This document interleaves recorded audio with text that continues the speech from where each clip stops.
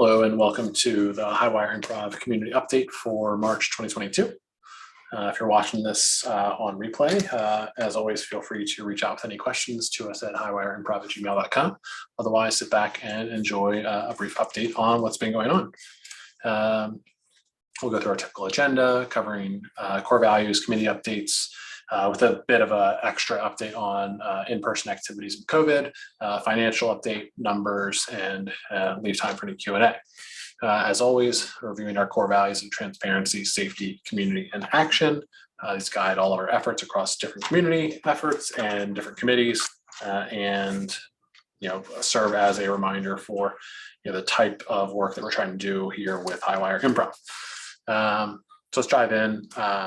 COVID-19 show status. This is a big update. We did post some of this information on social media already, and we'll be including it in a mailing list update that we'll got later this week. But there have been some significant changes since January, in particular, two things over the past week or 2 weeks or so.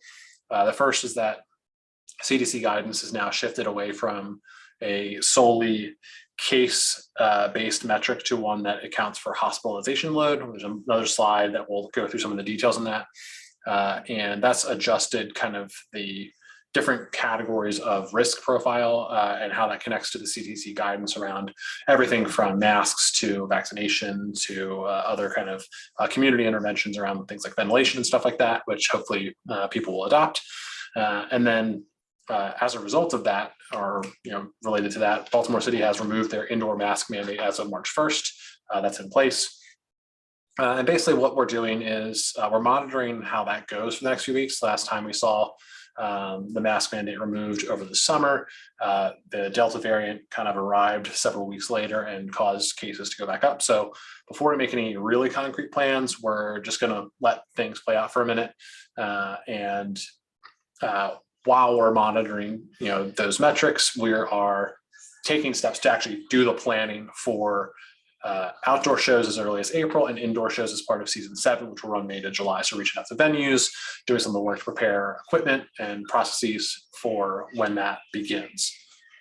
This is all on the CDC website as well, but it's helpful to walk through here, like what these things actually mean when we start to see Baltimore City referred to as an area of low risk in their new CDC community guidelines. As I mentioned, there's kind of two factors. There's the first column, which is about caseload.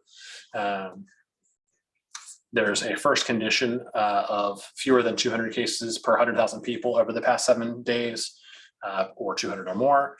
And then in addition to that caseload metric, there's a hospitalization set of metrics, and basically you get bumped into whatever the worst metric is. So in order to be in this low designation, which Baltimore City currently is, you have to have fewer than 200 cases per 100,000 people over 7 days, fewer than 10 hospital admissions per 100,000 people, and less than 10% of inpatient beds occupied by COVID-19 patients over a 7-day average. So all those things kind of add up to an overall level of risk to the community and load on the hospital system. And right now, Baltimore City is in that low state and has been since the new guidance came out. We're obviously going to watch that more closely as things go forward. And we will continue to partner with venues to understand and be transparent about what their COVID protocols are, whether that's distancing, masking, vaccination requirements, et cetera, so that people can make individual choices about which shows to participate in or attend. More to come as we get into season 7 there. On overall committee updates, we have, as mentioned for the programming side, initial preparation for season 7 is beginning.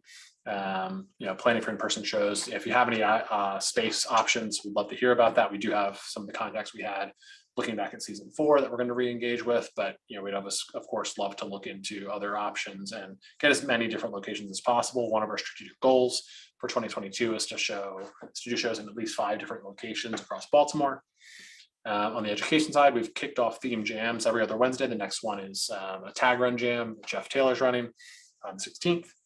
And we're also actively meeting with folks about practice jam or workshop indoor space, a couple locations across Baltimore so far that we think we can get access to at a reasonable rate. Hopefully more to announce there later in March. On the development side, we're beginning some work to plan kind of Kickstarter events as part of season 7, along with some longer term planning announcements. And then on the marketing side, we're building out a community page for the website where we can start to highlight all the members of the Highwire community, whether they be performers, instructors, techs, hosts, volunteers of other sorts, which I think is going to be a lot of fun. There'll be a Google form that will go out to collect some information about that for those who are interested in having their contact info or bio or just a picture up on our website.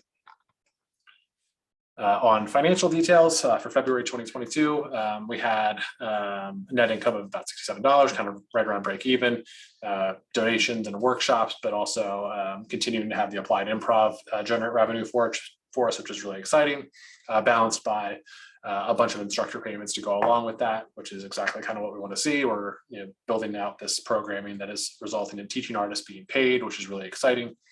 And we've been kind of around this same consistent $5,000 balance for some time and expect to until we start to invest more heavily in donation programs. On the social side, I keep repeating myself month over month, but there's a steady growth of the metrics across our social followings, our YouTube views, nothing dramatically changing here. This is something we'll again look into more closely as we start to do outreach for in-person shows, hopefully get some of these numbers to be even greater as we bring in new members to the community. With that, I'll open up for any Q&A. Otherwise, thank you for listening and happy to continue doing these updates every month. Right. Thanks, everyone.